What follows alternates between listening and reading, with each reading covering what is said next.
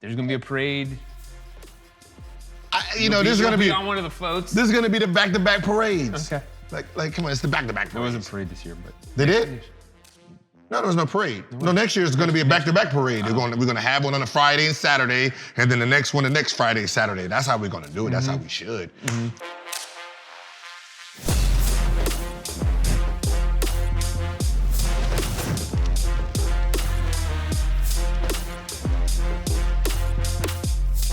What's up and welcome to No Chill with Gilbert Arenas. It's a very special edition because we're setting up the NBA season. Gil is back like it never left. Back quick as hell. How was your NBA offseason? We just ended. It was just short. It just ended. It just ended. So I mean, for those if you felt like it was just yesterday, it's because it was. But obviously it was a different year, so sped things up. I'm a fan of it. I don't know about you, but I like the Christmas time kickoff. I thought if it was too farther down in January, it would have been a longer summer. Next season would have been a short off season, so they had to do it when they did it. Sure. How do you feel about that? Give me the player's perspective because that's what people forget about. I mean, I can't put myself in, what the players are going through now, but I mean, you have two different groups of people. You have the teams that's been off since March. I'm pretty sure they don't care when the season started, because they've had 9 months off, and then you got the guys who just finished. So Lakers, Miami, you got Boston and Denver, right? So you got those two. They didn't get a full, normal rest like they usually do. So for those guys, it's a blessing and a curse. They don't get the full recovery, but they didn't really get out of shape either. So you can look at it both ways. If you had a nagging injury, then you probably are not going to be fully recovered, to start this season off if you're on, one of those bubble teams because you don't get a full 6 months off. But if you're the Western Conference Finals, teams, then you didn't get fully out of shape. So your teams are going to be looking ahead of the curve. Two things. Let's talk about, first of all, let's talk about the good teams. Exactly what you're saying. Do you think they'll feel that at some point, let's say closer to the postseason? Not really. When you're veterans, you're good teams, you know when to save energy. So you're gonna see a lot of games being dropped due to, resting players. Load management. It ain't even load management. Like load management is meant for players. Okay, so load management was a crock of shit. I know. Load management was designed for this. Let's say your injury is 10 to 12 weeks, right? 10 to 12. Most players are gonna wait till 12 to be healthy. Well, they're gonna try to bring you back at 8 and say, you know what, if you're back at 8, we'll load manage you so you're not in full, so we can, so it was a way to get the players back because they have season ticket holders and all this money they done promised out and did all this. So what ends up happening is they bring their athlete back earlier and try to load manage him. Well, what Coach Pop was doing wasn't load management. It was team management. If I have 4 games and 5 nights and my guys need a little rest, I don't mind dropping that game because it's kind of pointless to me anyway in the long run. That is not load management. That's team management. That's playing chess. So what Lakers did for most of the year, chess. What Golden State did some year, chess. It's just chess moves. I don't need to sit out here and get the best record in the league to do what? I just need to make sure my guys are popping at the right time. Prediction for that, though, this season, you're going to say the better teams are going to find time to coast a little bit and then be ready to turn it on when it matters. Yeah, I don't see Lakers playing finals basketball in December and January. I don't see Miami. I mean, Miami's young, so those guys are gonna feel they have something to prove, so they're going to go out. But, you know, some of those veteran teams, I don't see them starting off trying to prove a point in the first 10 games of the season. Okay, so the other point I had was the bad teams. So your Detroit, your Cleveland, you know, your Knicks, they've had all this time off. Obviously that helps them, but does it really matter for them if they're a bad team? Did you say help? Only that they've been able to rest a lot. Help them do what? Well, the concern is that it was such a quick turnaround for the teams that were in the bubble. And I think we do forget about, what about all these teams? They were not that great. Obviously, they weren't in the bubble, and they've just been. Do you remember what happened to Boris Diaw when there was a lockout? He gained some weight. How much? Another Boris Diaw. Another Boris Diaw. All right, so, you know, like, you got to remember, the guys who wasn't going to the bubble wasn't training. So when the season ended and there was like, it's a lockdown, and they put out the teams that was supposed to go to the bubble, those teams was training. The rest of the guys, those bottom teams, those New York Knicks, and they wasn't training during this whole time. They were actually resting, enjoying life, gaining weight, getting fat. That's what they were doing. So now the season starts in December. When do you think those guys actually touch the basketball to get ready for this new season? When they knew the season was starting. When they knew December. the season was starting. Yeah. So bad teams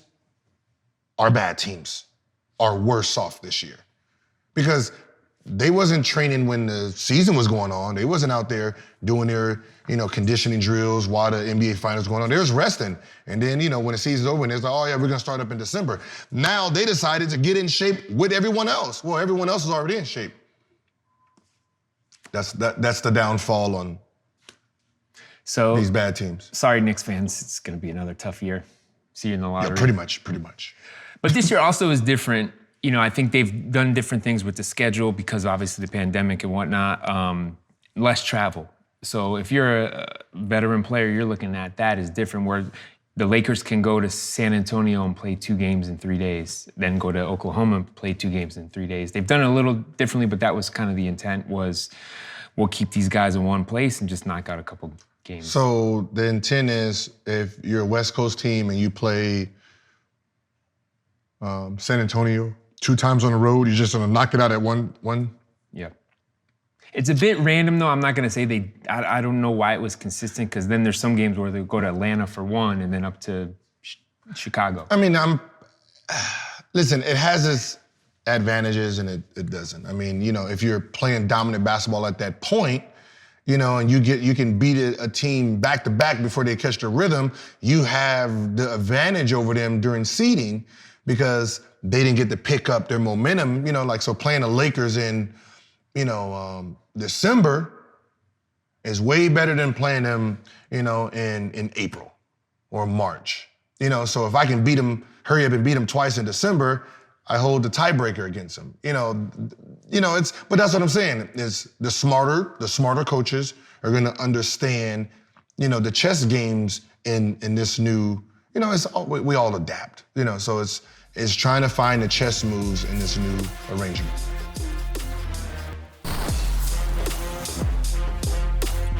So in your expert opinion, and it was a funky year, right? Because the draft was so much later. Usually it's in the, you know, summers and the fall. And then free agency was a frenzy for about a week. A lot of little moves, small pieces. Obviously you had the John for Russ trade, but let's look at it. Who actually got better? The Lakers. You got Dennis, which that was one thing they needed last year. They needed a guy in the last 5 minutes can get their own basket, you know, and someone who can create their own, which was the Lakers' problem for the most part, that you have LeBron and AD, and then from there, everyone relied on them, you know, to get them open. You know, so then you had a bunch of ball watchers, people just sitting in the corners, atmosphere, you know. Now you have someone who can actually go get his own shot, which takes eyes off of everyone else, because if this guy can go rogue and get into that lane and score at will. Now you have to reshift your whole defense, which helps out everyone else now. So I think that was a very good move by them. Stealing Trez was, like, I remember I heard someone say, well, Trez played bad, in small ball and this and this. Well, yeah, I'm pretty sure it was bad for your small ball because it was him at center, and then you have your shooting guard playing power forward and your other shooting guard playing power forward or small forward, and then you have your small point guard playing two guard, and then your combo guard playing point. Yeah, you guys are fucking small. That's, but Lakers small is a whole different small because you have Trez as the 5 with Anthony Davis, 6'11", at the power forward, and LeBron, 6'10" and a half with his shoes on an NBA court at the small forward. That is a very big small ball lineup. So that was a very powerful move by them. And then you lose Dwight, which you lose athleticism, speed, size, that bang power that you really need to keep people out of the lane. You lose that, but then you gain Marc Gasol, smart, scorer, does play defense, just not athletic, but he knows how to occupy that paint. So it's like having a older Jokic.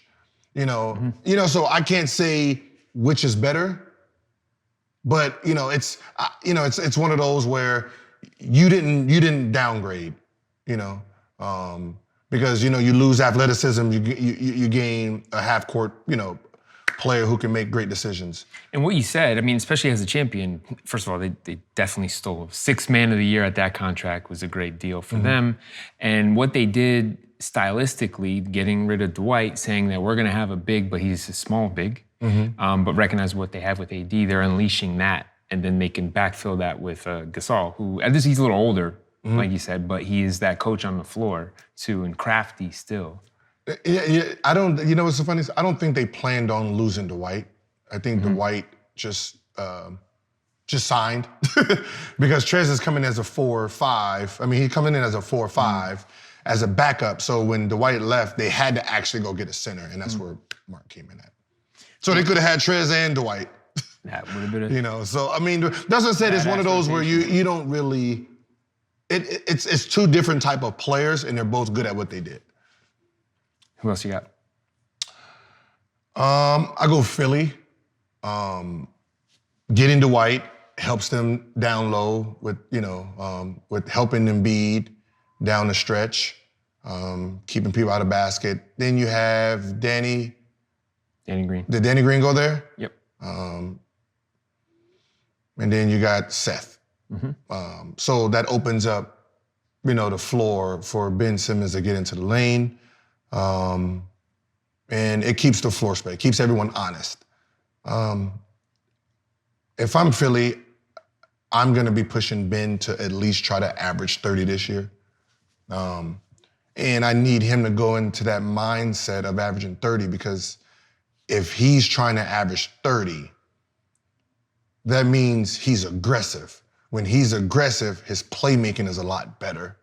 And then it takes a lot of pressure off Embiid to be great every game. Because Embiid being great every game, his great versus what the team needs is, the spectrum is too different. And I don't think Embiid understands that. Like, the playoff game where they got swept, he looked great for his stats, but he didn't realize you don't have anybody else that's capable of doing what you do. So you're averaging 32 in this. No. You should have been averaging 38, 40 in this. That's the load you needed to use to pull out that win. So I think with Ben, I think Ben can dominate offensively without affecting Embiid, because Embiid is just, he's that 28 to 30 guy, no matter who's on the court. Okay, the other thing I want to know is what when you say make Ben more aggressive, what you're putting around him with these shooters with Seth, with Danny Green, Tobias Harris. Yeah, so if you close the lane up, you have those guys that's gonna spot up and shoot. So the fact that with those guys on the floor, everything is wide open. So now you can use your athletic 6'11" frame to just Greek to freak it. And then, with your vision and your IQ, everyone else gets those easy open shots. The more they shoot, the easier it is to get to the basket. Because that's the thing, people aren't figuring out with Ben, everyone's attacking his jump shot, that it's not where it should be, right? But what he is a playmaker. Yeah, and I think that's the problem with him. I think he's being caught up in playmaking and trying to make plays. Well, these guys that can't score won't get open if you're not aggressive. Like why would I leave my guy if you're not? He's no one. But if you're not gonna attack this basket, why am I gonna get off a shooter to go guard you if you're not being aggressive? Now, if you're driving the lane, dunking, I gotta now help. Now he gets that open shot. Cal Corver gets open shots because LeBron is trying to dunk on everybody. So now we gotta all run in there and here you go. God damn it. That's how that works. I'm just not gonna leave these shooters if you're not gonna be aggressive. You mentioned Giannis, Milwaukee. Definitely made some moves where they are in contention. They finally became, with just Jrue Holiday, just with him, they became a better playoff team. Because what people didn't see with them is they were great for regular season. Because regular season, there's no real scouting. You don't have a booklet on, what everyone does. You're just playing your games, I play you Monday, I play you Wednesday, play Thursday. That's how the season goes. You're not really dialing in on someone's game plan. So you have a power forward who's at the point guard position because he's catching it at the half court, the 3-point line, and going to work, which means you take the responsibilities of the point guard out of the point guard's hand. But the point guard wasn't a shooting point guard. He was a driving point guard. So now you're a driving point guard, your point guard is a driving point guard. Bledsoe. So it's a clash. There's no open floor. So when the playoffs come and Miami decides to wall you up, you don't have the point guard actual skill set, but you have the ball in your hand like one. So, in the fact that he's not a Seth, he's not a Lou Williams. He's not one of those combo guards that can just flat out shoot the ball.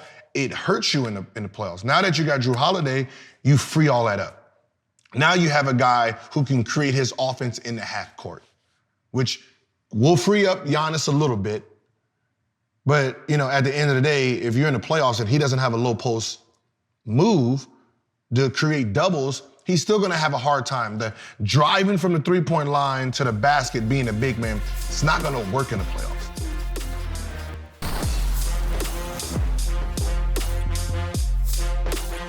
All right, we talked about the teams that got better. Then there's the guys that, hey, they benefit from a change of scenery, which is a common thing. So who are the moves that you saw are gonna actually help them individually? Just team. Okay, so Jrue Holiday becomes what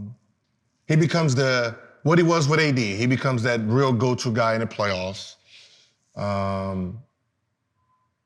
Westbrook and Beal, I think, is gonna be a great combo. How so? Because I think everyone's curious because the label on Russ is that he's tough to play with. Look at his numbers. I don't know. I mean, he's tough to play with because he demands you to play hard all the time. That's what Bill does. But now you have two assassin-like minds. And people don't realize you had James Harden, who was averaging 36 last year before we got shut down. And Russell was averaging 27 and 10. You got to really put in okay, this guy is averaging 36. they don't get along because they're not sharing the ball. There's not enough balls to go around. But the other one is averaging 27 and 10. That's how fast Westbrook plays. He plays so fast that so many more opportunities is going where it doesn't affect the second or third option. So him and Bill can both possibly average 30 points this season because that's how many possessions are going to be in this game. Same with with Curry, KD, Clay, and Draymond. There's so many possessions in the game that people didn't realize that Clay averaged 22 as the third option. As the third option, right? And that's the difference between different players. I think Wall is going to be great because he gets to be with Cousins, and even with Harden, if Harden's there, he's the point guard for the other four players or the other three players. He gets to, so that the PJ Tuckers is going to look great, and the Gerald Green, like those guys are going to get those open shots. I feel like John is that blend of what they had with Chris Paul and then with Westbrook, really. Yeah, because what he gives you in the half court. Yeah, he's a faster Chris Paul, but he has the IQ of making those those decisions with Westbrook's style of driving. So you get a blend of both, but but we don't know what's going to happen with Harden. If Harden leaves, and John Wall's the man. So I think actually, I don't know. I wouldn't say he needs to be a comeback player of the year. Obviously, he's coming back, so I mean, there's that. Category, I can't wait to see what he does because I think he will. If Harden's not there, you can basically give him comeback player of the year. I mean, because now you have a team who was built as role players to a star, but those role players are shooters. That's all John Wall needs. So I'm pretty sure someone like PJ Tucker will thrive because you get open shots now, but your shots is because now you have someone who actually will be looking for you. So so players like that their value will increase. Anybody else? I'll go with Tatum. I think Tatum is going to explode this year because now Kemba's out for a month. So now the scoring load is on him and Brown. So I think and Hayward's gone. And I didn't know Hayward was part of Boston until you just said it. But I don't remember him really. Like I don't remember much of last year. He had a couple of years there. Yeah. So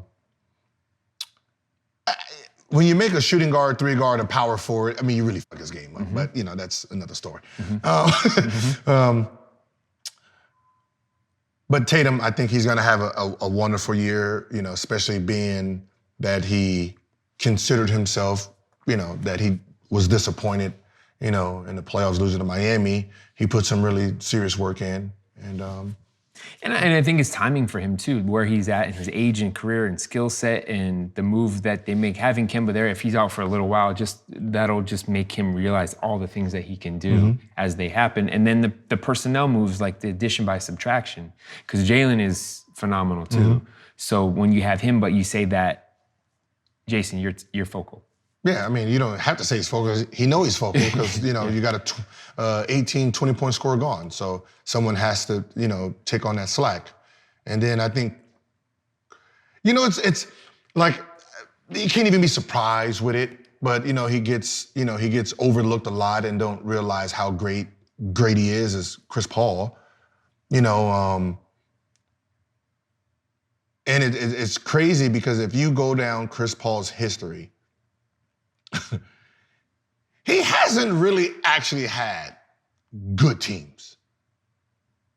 His New Orleans teams, they were mediocre at best. He was making. He was bringing in scraps and making dinner. Well, I think when he was young and that was like he was just a brilliant player. Then he was supposed to go to the Lakers, wink wink. But what they could have done with the Clippers, they gave it a long runway. What you're saying is they just never really gave him the right pieces. No, not the pieces that he would need. Like even with OKC, you see what he did with OKC? Nobody knew they were gonna make the playoffs. But that's what he's skilled at, taking these mediocre teams and making them great. What if you gave him his Steve Nash type of teams, where you gave him the perfect players for his skill set? It'd be a whole different team. At first I said I didn't think Suns was gonna be shit. I did. We was talking, I was like, Suns. But the fact that he has a big man, you have a star. Elite scorer. And with the way he controls tempo, so that means you're not gonna have many turnovers. You're gonna have great possessions every time down court. That means you're gonna always be in games. And he's a big shot hitter. I would say they're gonna make the playoffs this year. I would say so. I think, especially for Booker, I think that's what he needed. Booker needs the playoffs because when Booker gets in the playoffs, Booker's gonna show his ass. You know, he's a playoff player. But also having that support from Chris. Yeah.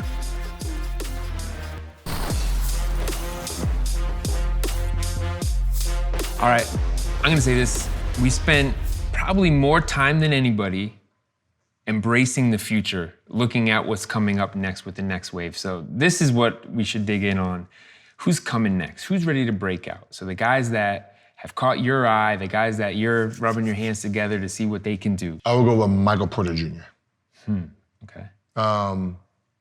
Which he did. The bubble was a great showcase for him. Yeah, and that's what I'm going off of. You know, you're looking at, you know, because he wasn't playing before he got to the bubble. You know, he didn't really play much that last year. And then he gets to the bubble and you can see the confidence, the swagger kicking in. Even with the confidence of, you know, after his comments, eating the cookie like, yeah, I said it, and what? You know, just to show the mindset and realize, oh, they need him.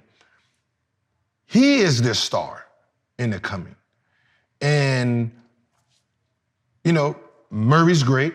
Jokic is great, but they're missing someone who can take them above, and I think it's him. I think, you know, the athleticism, the confidence, the body, you know, I think he's the guy that's gonna take them over the hump. And that tells you a lot about Denver. What you just said is he was kind of a gamble in the lottery when they got him because he had the injury history, but you look at what he can do, you know, as a shooter, you know, as a finisher, and like with Murray there, and then Jokic, like you have those two pieces, but you throw that into it, you know, as the exclamation point. That's why they're tough. Yeah. That's why they're dangerous, and they're deep.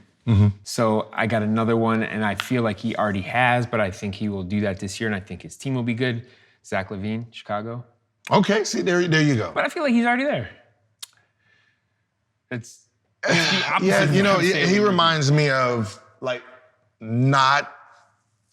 he's not on the level of like marksmanship as Dame. But going unnoticed but really doing damage. It reminds me of Dame, where, you know, you look at him and he's like, yo, this dude's been elevating every year and you guys don't give him the credit.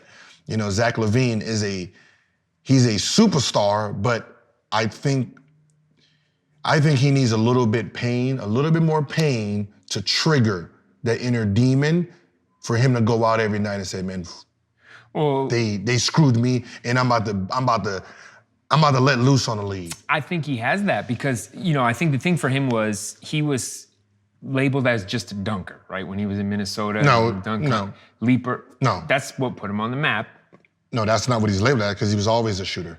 In college, he was a shooter. No, but the point was, I didn't even know he dunked in college. But then that was around him. It's cool. You win the dunk contest, good for you. But he was more of a scorer. He's more than that. He's a scorer. What I'm saying, yeah. But then, so the other thing when you talk about pain, he had the injury, the ACL. So like that, you know, puts you in a different mindset because slows everything down for you. And then I think going to Chicago, I'm gonna say this, and this sets up our next thing. I think he slept on more than anything. Okay, pain is this. You averaged 29 last year. You get snubbed from the All-Star game. You average 30 at the end of the year. You don't make an all-team. You're third in scoring in the league. You don't make an all-team. That's pain. You got screwed. That's pain. That pain turns into a demon. Dame Lillard got screwed. All-star games, all NBA teams. Felt he was screwed. The pain of being screwed turns into a demon. And you take note of all that. Not an injury. No, the injury is that's physical pain. That's what we're getting. We're talking about this. Respect. We're talking about this. What did LeBron say after winning this year? He wants his respect. We're talking about this. Right. When it hits here,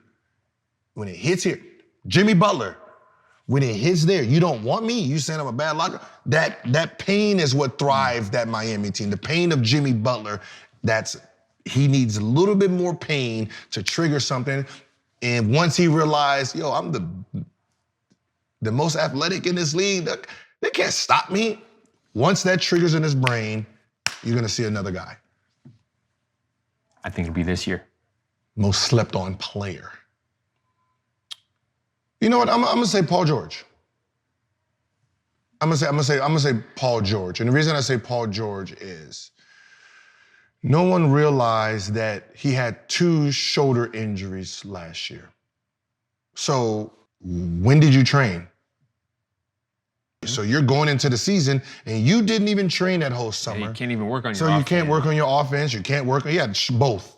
So you can't work on your actual game and shooting and all that. So when you're starting the season, you're starting off basically 8 months behind. So I think with this summer being healthy, him putting in that work, I think we're gonna see a whole different Paul George.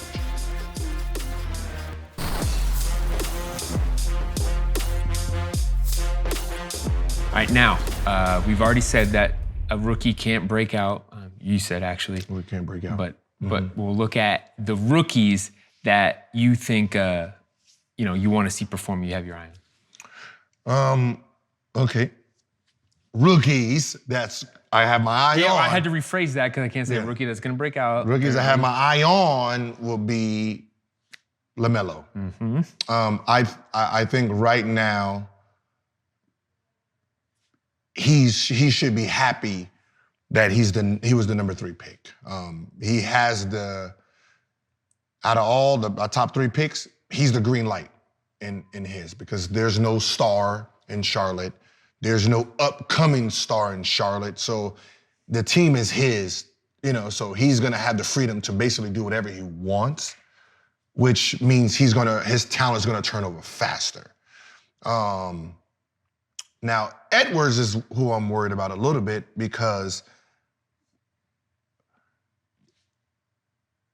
he is going into Minnesota as the number 1 pick, but you're the 3rd option in that. And you're the 3rd option to 2 young upcoming stars, which is kind of, it's kind of hard, and I don't think people realize it. You're just glad you're the number 1 pick, but that can easily be a bust situation. Not a bust situation as him, that he doesn't have the talent, as the personal talent for himself. Just saying, as in this situation, that you got one guy who's 23, the other guy is 25. They're young stars, young all-stars, young all-NBA players.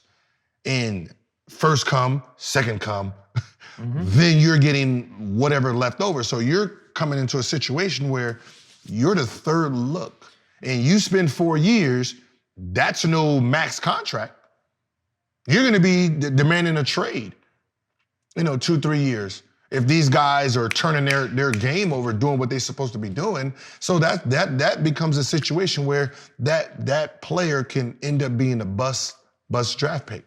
Well, I think so let's say this, Cat and D'Angelo they'll probably both average 25. 25, yeah. So for him, let's say he goes for 15, 8 and 5, right? And he plays 8 and 5 what? Rebounds, 5 assists. Let's just say he has a nice line, less touches. He's a good player, but you're saying, personally, professionally, you're not going to make the money you'd probably expect a first number one overall pick. Yeah, as a number one pick, you want to go into situations where you are the go-to guy, where you get to make mistakes. You got. That's what I'm saying. You got two guys in their mind. We need to be making the playoffs.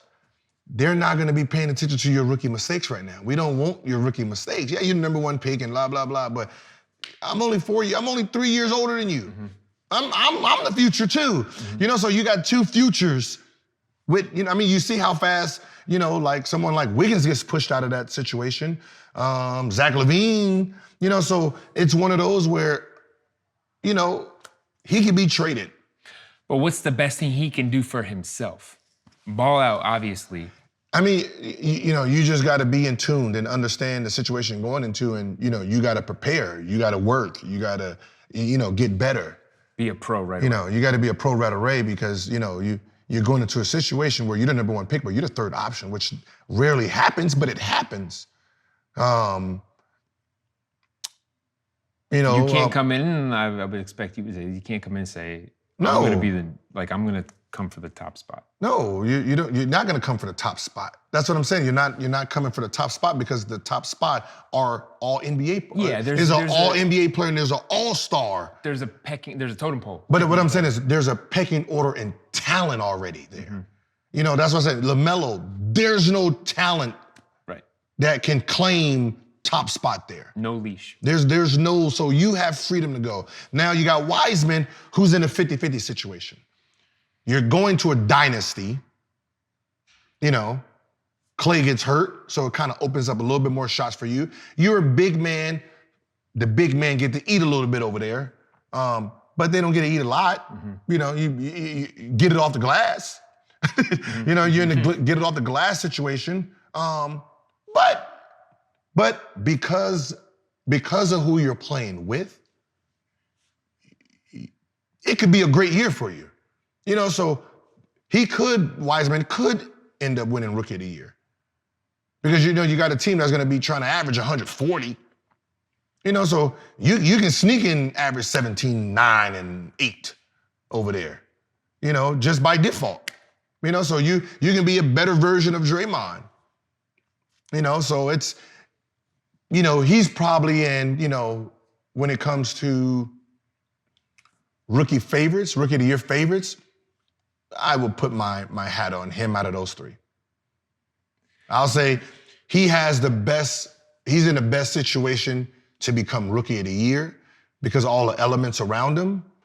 LaMelo has the freedom to do whatever, and Edward is the one who's going to have to be fighting a little bit. Who's going to have to fighting for his life. But I would think you would say, to bring it all full circle to LaMelo, he can do more, but he has more work to do, where Wiseman can shine because of who he's with. No, what I'm saying is, I'm a rookie. I'm the franchise. I get to go out there and just play basketball. I get to go out there. I can shoot my 40-footer. That's what I said. He has the most freedom. Because there's no one there. You're saying he wouldn't be Rookie of the Year, though? If all that goes well for him? No, because your team is not going to win nothing. You're not going to win. Wiseman has a playoff team. He has a championship team. He has MVPs. He has all NBA players. So he has he's surrounded by. He's like Tim Duncan when he went to the Spurs. You have everything you need to be successful. So you should win Rookie of the Year.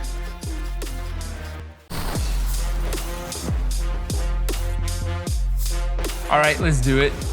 This is the big question. This is the Ask Agent Zero moment, but we're making you a expert here. So look in your crystal ball. You've read the tea leaves. You found this. You know what? You're coming out of the closet now. You've been in a closet Laker fan. Whoa, what? I got you. You've been a Laker fan unofficially. So I get just it. come out. White humor. Just come out. Just come out. I knew I'd get you with that one. You're a Laker fan. So the Lakers are your team this year. They're winning it all. There's gonna be a parade. This is gonna be on one of the floats. This is gonna be the back-to-back parades. Okay. Like, come on, it's the back-to-back parades. There wasn't a parade this year, but they did. No, there's no parade. No, next year is going to be a back-to-back parade. We're going to have one on a Friday and Saturday, and then the next one the next Friday and Saturday. That's how we're going to do it. That's how we should. You know, so. Okay. So how are they winning?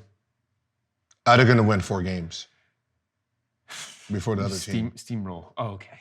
I mean, you said how they're going to win it. I'm sure you got to win 4 games, you know, so they're going to win their 4 before the other team. Well, we said this, that when you're good, you got to get better, you know, and to be successful and to maintain success, you have to add where you need it. They definitely did that, in your opinion. This is what no one pays attention to.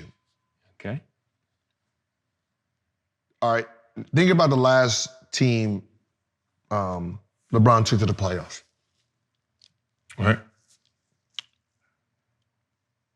You had Love, right? And then who?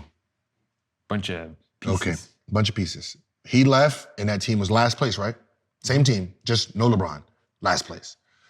So he took that team to the championship. How many games did they win? What, this year? No, that year. Doesn't matter. But the other team. Wait, what are you talking about? The year that he went to the championship or the year after him? The team, they went to the championship. They won 1 game, right? They went 4-1. They had, the other team had KD, Megalodon, Steph, Megalodon, Clay, Mini Megalodon, Draymond, who makes all the Megalodons look good, right? So you had 4 legit players. Okay. And it was just him. Now it has him and AD. Who is built? Who is built? Because he takes out two stars himself. So LeBron takes out 2 stars. So there's no team that was built like that Golden State Warrior team that can control what he brought. So the fact that LeBron actually has another dominant superstar with him, with a actual great supporting cast, as in Trez, Gasol, Dennis, and you still got Kuzma, who's supposed to be, you know, really coming in this year. You got, you know, a supporting cast that know what they need now. The pressure of winning is gone. You know, so the KCPs can relax. Caruso is going to be more aggressive this year. And then the most important player, come on, you know him. He's the glue. Come on. You know basketball. He's the glue to the team. Is it Morris? Hell no. He's the most important piece On the Lakers. to the team. Do you know this too? He sits at the end of the bitch. Dudley? Yes! Come on, man. Dudley's back. What are you talking about? Okay. Dudley's back. Yeah, he just jumps right into the top of your mind. But he is back, you're right. The most important player of the team. Okay. This is serious. Okay. Keeps everyone excited. Yep. Positive. Yep. Making sure everyone get their shots. Need that. Right? Making sure the egos is in track. He's back. It's a tough job, but he does it. Yes. Okay. He's back. So with that being said, the team in the East is really not built. They don't have enough stars. Now if rumor of James Harden going to Brooklyn happens, woo! Of course. That's going to be a good championship matchup. Because you got 3 legit stars over there battling the Lakers. And I kind of think he knows that's what we all want to see. Who? KD, James, Kyrie, Brooklyn. We're used to that now. We're used to big threes. What Miami did, we're used to what, you know, when KD and Steph and Clay were in Miami. What Miami did. Bosh, Wade, LeBron. Big 3. Super teams. It's been going on for a while. So if James goes to Brooklyn. That is a super team. Yeah. That's a different. It's a monster. That's a Monstars. different, that's different super team. That's like Golden State when KD got there. That's actual super team. So if that happens, could happen very soon, game changer.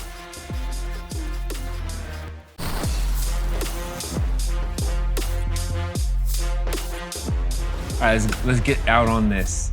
As we said, it's a different year, different offseason for everybody, different parameters.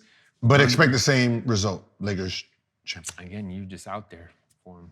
You're in the front of the I did it last year. You're on the front of the bus. I did it last year. Front of the bus. Everybody was Clipper. And I said, well, y'all are paying attention to the wrong thing. Y'all didn't see that they were down 15 points in the first period every single time.